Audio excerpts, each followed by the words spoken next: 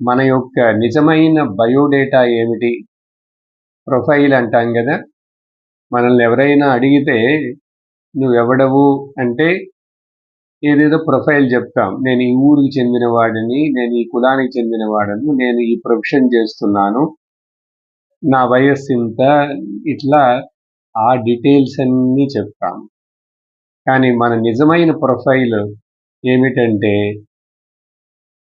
ఈ స్థూల శరీరం, సూక్ష్మ శరీరం అండ్ కారణ శరీరం అని 3 శరీరాలతో కలిసి ఉన్నది. ఈ విషయాలు మనకు వివరాలు తెలియవు.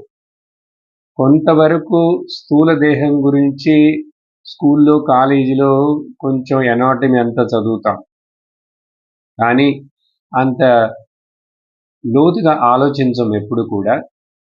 ఇప్పుడు ఇక్కడ మన నిజమైన బయోడేటా ఆధ్యాత్మిక సాధన